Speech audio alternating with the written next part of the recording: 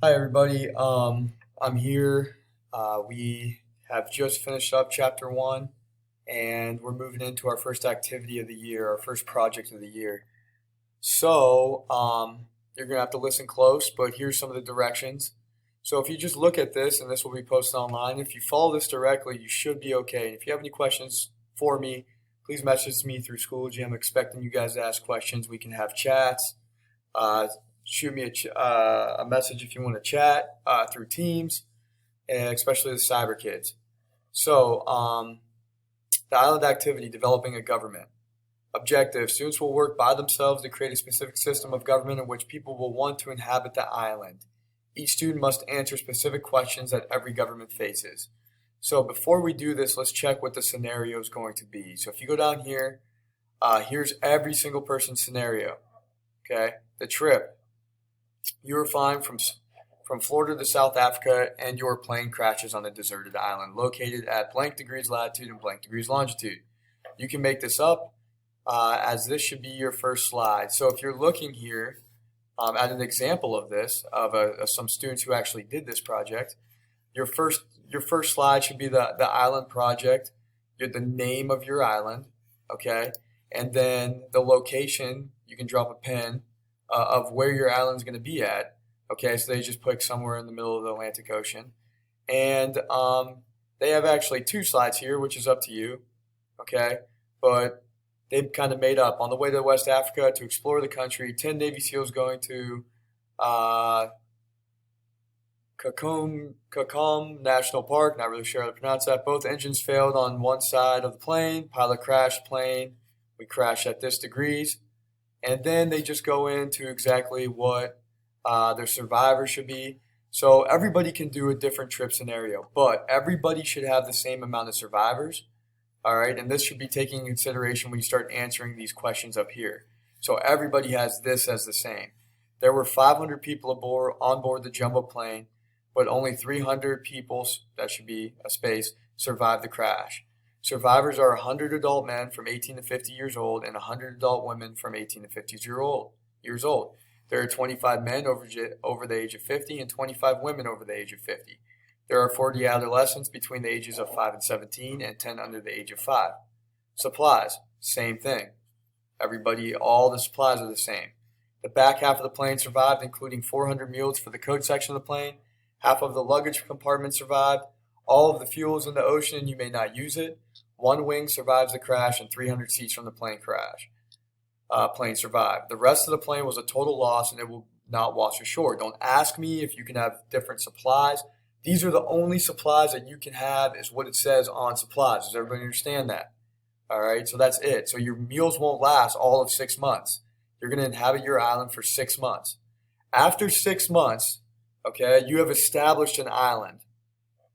All right, and you have to draw that island after 6 months. So whether you want to do this on some type of app, you want to do it on Pages, you want to do it on your iPad, draw it with your, if you have a pen to draw it, you want to take a blank piece of paper and draw it, a small poster and draw it, that's up to you.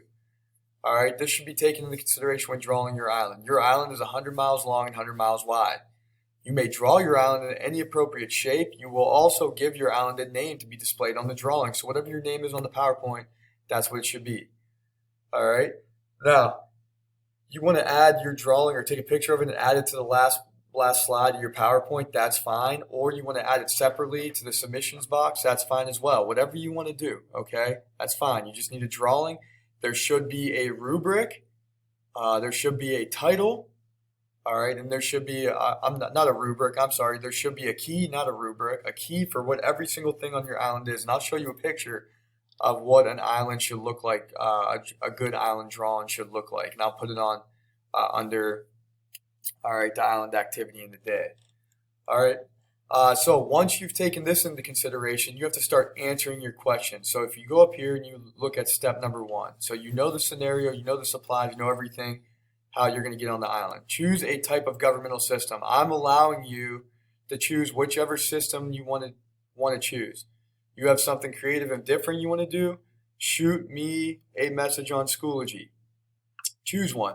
Now, whichever one you choose, is going to depend on how you're going to answer your 12 governmental questions. Okay, so you're literally going to establish an island under whatever governmental system you want to choose. Okay, so you choose one. Step 2, read the scenario under the questions. Create your own scenario, slide number 1. So this is your first slide like I just showed you on the PowerPoint. Okay, you cannot change the supplies or survivors portions like I just explained to you as well. Step number 3, begin to answer the questions on a PowerPoint, questions number 2 through number 13. So however you guys want to do it. You saw they put 2 or 3 slides. They had a title slide, so on and so forth. You guys are all doing this by yourself because of COVID. Some people choose to do it by themselves anyways, which I don't have a problem with. But begin to answer the question on the PowerPoint, questions number 2 through 13. All right? So what laws will be enforced on your island? You have to create laws. What are some of the basic laws that you want on your island that are going to keep the rules in line? How will you enforce the laws? Militarily, voluntarily, involuntarily, or a police force? Remember, however you're answering these questions, if you have a direct dictatorship, are you going to have a police force? Are you going to have a secret police? Are you going to have an involuntary police? All right, so remember that. How are you going to do this? Will you have a currency system or a bartering system? I've had a lot of good, cool ideas when it comes to this. If you're going to have a currency system, how are you going to prevent against counterfeiting? Maybe there's a section of your island that's going to be blocked off from the rest of the island, that you're going to have guards guarding that island, where you're only going to have specific fruit grown there, and you're going to use fruit, the hard, acorns for your currency, and you're going to have a certain stamp on them to prevent against counterfeiting, and you can only get them from that part of the island and it's blocked, or a certain mine in the mountains, or whatever it may be, okay, from wherever you landed. And how you're going to prevent against counterfeiting. So it's going to have to be some kind of protected mine if you want to do that. If you're going to have bartering, bartering means trade. What's going to be worth what? What is the main thing that you're going to be trading or bartering in your system? If you have a pure communist system, are you going to be able to barter and trade to make profits? If you have kind of a Marxist system, well, remember, that's like a pure utopian society. So how are you going to work? How are you going to get? Are people going to be rich? If you choose capitalism, there's going to be different class levels. If you choose socialist, all right, everybody's going to be the same. There's going to be a little private incentive, but not all. If you choose a command economy, the leaders are going to choose who's rich. If you choose a communist society, everybody's going to be the same, okay? So what are the 3 basic questions every economic system must address? Go into your PowerPoint, look up those. Who's going to get it? How's it going to be produced? So on and so forth. 5, how will all aspects necessary to running a society be met? Job selections, enforcers, medical treatment. Think about who crash landed on your island. How will you feed the people on your island? Okay? You will not be able to reach other countries for 6 months to trade. You have to think about that. What will you produce to trade with other countries in 6 months? So you have to produce something that's going to be a hot commodity within your island that you're going to trade with another island in 6 months. Number 8, will your island be an isolationist, or will you ally with other countries? Why? So if you're isolationist, you better have a military, okay, to be able to fight and be able to do that. Or will you ally with other countries? Now, if you're a command economy, communist dictator, you're probably not going to ally with the United States of America. We won't like you very much. Okay, so think about what type of country you are. If you're ally with similar countries to you.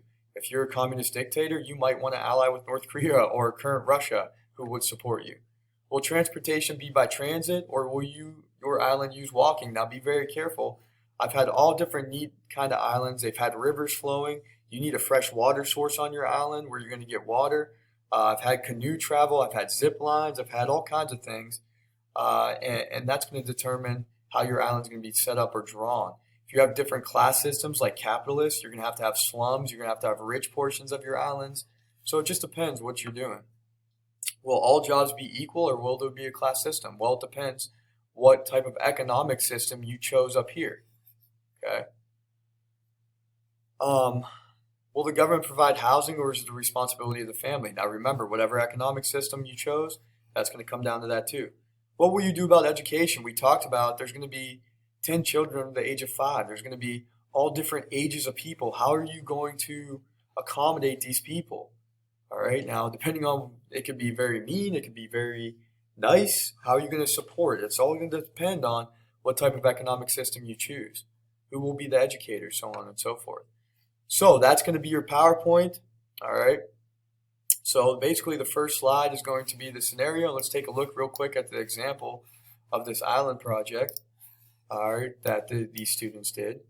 All right, so here's their laws, just for an example. No murder, no stealing or theft, no lying or fraud, no physical or mental abuse, no tax evasion. Enforcing the law, military force of 10 men comprised of current and they made up part of their people that were on the plane crash were Navy SEALs. You guys can do that too. You want to have a doctor's convention or a teacher convention, whatever it may be that you think is important that you want to have a lot of.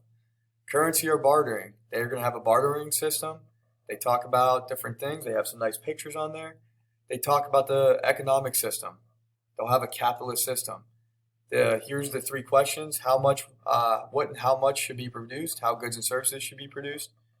And who gets the goods and services? Aspects of society. The government will not control job selection, okay? And medical treatment, so on and so forth, is described in this one. Number 6, food and nourishment.